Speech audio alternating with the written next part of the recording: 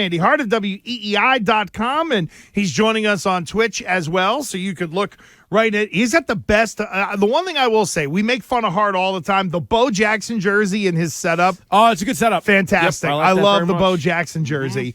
Hart, Bill. Don't forget the Pony League back-to-back champions Good trophy. Lord. Make sure you note that as well. Yeah, we won't forget those. Was that a cup and a trophy? Is that a trophy in a cup? That is wild. Yeah, it's a large trophy, and my name is somewhere engraved on it. I'll get it engraved again this spring. You know how it is. sakes. It's like the Stanley Cup, same.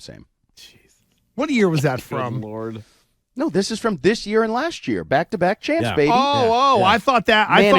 Manager, not player. Pretty soon, your kid's going to be too old, or you're going to be the guy that's still coaching. There's always that one guy in the league who's coaching. It's like, where's your kid on the team? He's like, no, he left 20 years ago. I think I'm going to miss it, but I'm never going to be that guy. I look at those guys sort of side-eyed. I don't know whether I should, but I look at those guys side-eyed. That's where the whole idea, I think I'm going to go into officiating and umping and reffing and all that is. Oh, so that's I can right. Still be The right. Andy Hart umpire era. Yeah, Can you imagine that? Yeah. The first guy that yells at him, he's giving him back. Hart throws a little league dad out of a game. Out the club like Gronk. And then the guy goes and sits and has a sixer with an ex-girlfriend in the parking lot. Listen to We Dan all come full Fogelberg. circle. Yes, sir. So Bill Belichick rolled out some stuff yesterday that he's comfortable with his offense. He likes the scheme. He likes what's going on. Does Bill Belichick have to continue to roll out this verbal dung to back up himself? This offense is the way that he put this together is the way it should have been done. To some degree, yes, but I want to answer a question with a question Nice. in Belichickian style. So if we go back to the infancy of the play calling situation, it was collaborative. Remember, he even said play caller, and then somebody asked about it. He said, "You mean Matt's communicating the plays in?" Like, he was very typical Bill about the whole damn situation. Yeah. Yes. So this week he's asked about it. Obviously, the offense isn't good. Patricia's not good, with good reason. You know, Kurt Warner, Dan Orlovsky, everybody's mocking what they're doing. Expert witnesses all across the internet. So he's asked about it, and he said, "I'm comfortable with the situation, right? And the system. But doesn't that mean just the collaboration? Like, I guess the long way to my point here is, wouldn't it be so Belichick to poo-poo any idea of changing play callers, and then we look out there in Arizona and Nick Caley's holding a play sheet in front of his mouth and calling plays? Like, isn't that still possible? It's the same people. Yeah. You don't have to hire anybody. You don't have to move anything. All it would do was allow Matt Patricia to go hang out with the offensive line in between series and actually coach the position he's supposed to be coaching, and Nick Caley would be the voice in Nick's ear. Like, I don't know. It just I'm not saying it's going to happen, but I'm just saying this would be a very Belichickian way of avoiding the topic until we see it. I got to tell you, from the semantics standpoint, which is what Bill is all about, Hart kind of brings up a good point. I guess he could have left it open-ended and be like, well, I could pick anybody. Maybe Troy Brown's got a play sheet in front of him. Right. And he didn't say, correct me if I'm wrong, maybe I wasn't listening close. He didn't say, like, Matt's our play caller, Matt's doing a great job, Matt's getting better by the... Like, I didn't hear Matt anywhere. It was just a fixation on the setup in the system, which already includes Nick Caley. Now, I guess Joe Judge, for example. He was in the original mix, we thought, early in camp. Maybe it's Joe Judge we look down there. I wouldn't 100% eliminate anything changing over the next 5 weeks because there are opportunities to salvage the season. It's not too late. But, I mean, I guess the question was brought up on the morning show about, like, the play caller. I guess also system was included in there. But he talked about dramatic changes. So you think that's more just, like, we're not going to toss the playbook, but the guy calling the plays in this case could be changed. different. And I don't consider that dramatic. No, it's not. It happens all the time. I mean, not I would all the say time, but it happens three in the league. times a year in the league, maybe Yeah. something like that. So, like 10% of your league does it every year. I don't. Now, Bill did his Bill thing. Oh, we're not going to go to the wishbone or the veer or the like. No, Bill. Nobody said that, Bill. He goes thought extremes. And then he went to like defense. No, Bill. We're actually not even talking about defense at all. I think they're okay over there. They, trouble with number one receivers, but we're not talking about that. Yep. So he deflected. And I just think it'll be interesting to see if there are any changes because Nick Caley, it's not like Nick Caley is Jerry Glanville or Mike Leach. And if you turn it over to Nick Caley, he's just going in a whole different direction. Lingo, spread, crazy, air. Like, no, Nick Caley's been here under Josh McDaniels just like Matt Patricia was here sort of with Josh McDaniels and Bill Belichick. They're all in the same family, so I think you could make an easy swap, and outsiders may not know the difference unless maybe, I don't know, it's more effective. Maybe you convert third downs. Maybe you score in the red zone. Just give Nick Caley an opportunity, but I don't know. Maybe I'm wrong, and maybe it'll be like Cam Newton when we were asking for Jarrett Stidham, and he just said, nope, Cam Newton's finishing it out, and maybe Matt Patricia's finishing it out the same way. I don't want to drive us off the exit ramp on the Patriots offense talk, but within the last few minutes, breaking news, Von Miller, ACL tear, out for the year, had surgery, so he's a big liar. Sat there while playing Fortnite or whatever it was, telling us that, it's just the lateral meniscus or whatever, and he'll be back okay. He was mad that he was even out as long as they put him out. Remember, he was talking about GM. He's like, I should be out there. He's like, okay, well, you're done. And that is, big. Is that a death blow to the Super Bowl chances of the Buffalo Bills, Hart? No, I don't think it's a death blow, but it was a move that was intended to put them over the top, right? That's why he was brought in. They invested very heavily to bring him in for January to win games against whether it's the Bengals or whether it's the Chiefs, whoever the top contenders are elsewhere in the AFC. That's a challenge. But no, I don't think it's not like he's the quarterback, right? Quarterbacks go down, season ends. If it's Burrow, Allen, Mahomes, they all end. Every other injury can be ugly, can be detrimental, but I don't know that it's a death blow. I mean, they were still in the mix last year. Like they still very much have a puncher's chance, in my opinion. Speaking of puncher's chances, what kind of chance do you put on them being a playoff team? The New England Patriots being a playoff team? Yeah, Patriots. Because I think the Bills are going to make the playoffs. Bills should get chances. in. Bills should get in. I like their chances. Yeah, but Pats. Patriots, I started doing this, and maybe it's too early. Like, I wrote down all the remaining schedules for everybody and trying to figure out, like, who's got easy wins, who has, 3 easy wins, 2 easy wins. And, no, I don't think they make it. I don't. Yeah, no, same. I agree.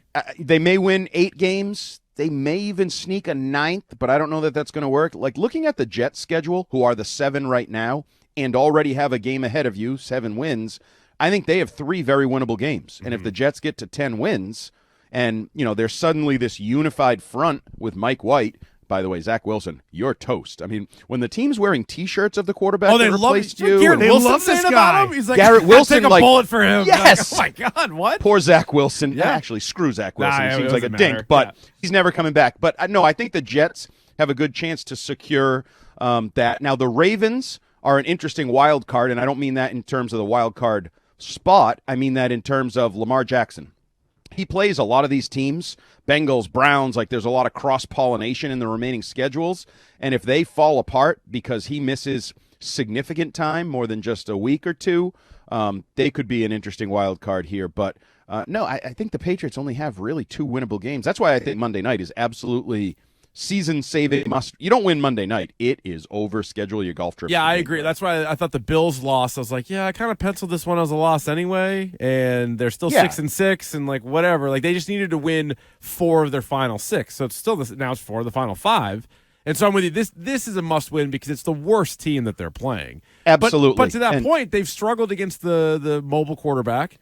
And I don't know if Cliff Kingsbury has some connection to Bill. It seems like all the guys that have a connection to Bill find a way to beat him. Yep. But how tough even though it's the most winnable, how tough of a game do you think it is? The Kyler Murray thing is a thing. Mm-hmm. And the only question is, I don't know which team Kyler Murray's rooting for because he's so, it's so toxic there between him and Kingsbury and that relationship and the offense. But on paper, even though they haven't been a great offense, they have what it takes to beat the Patriots. A mobile quarterback and a high-end number 1 receiver are really good first steps toward beating the Patriots. I think James Conner is an okay running back. They get him involved in the passing game. He'll catch some balls, and Bentley will tackle him 8 or 10 yards downfield. But it's all about how Murray plays. And if Murray is getting those third down conversions with his legs, then I think they could be. Now, their defense is not very good. So the Patriots should score some points. I don't know this will be like a 10-3 like the Jets game a couple weeks ago, but I don't think it's going to be an easy win. I don't think they're good enough to pencil wins in against anybody. I've been saying that for a while now. Oh, yeah.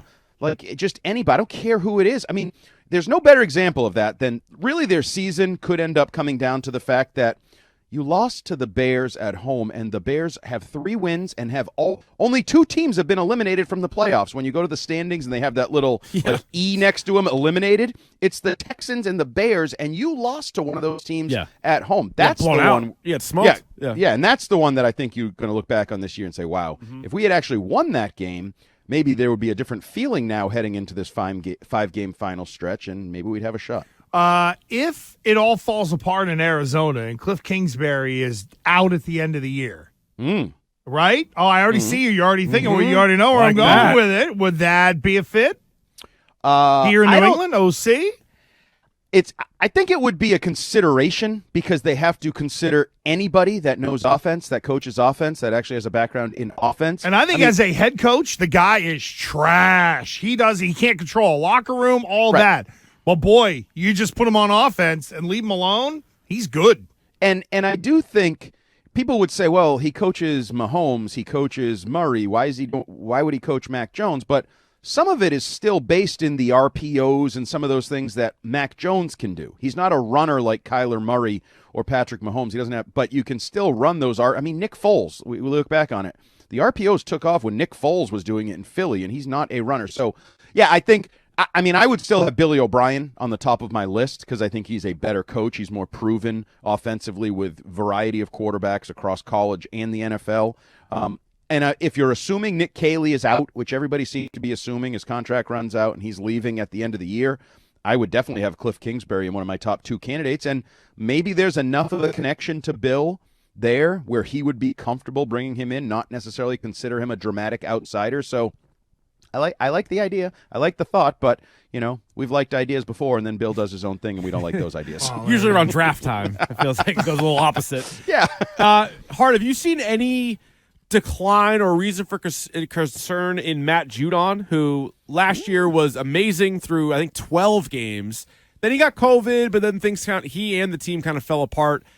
I know he didn't get a sack in the last 2 games, so maybe it's just that stat that stands out considering he racked up 13 of them in the first 10 games. But any cause for concern, or do you think he's still active, just didn't get the sacks? I think he's still been active.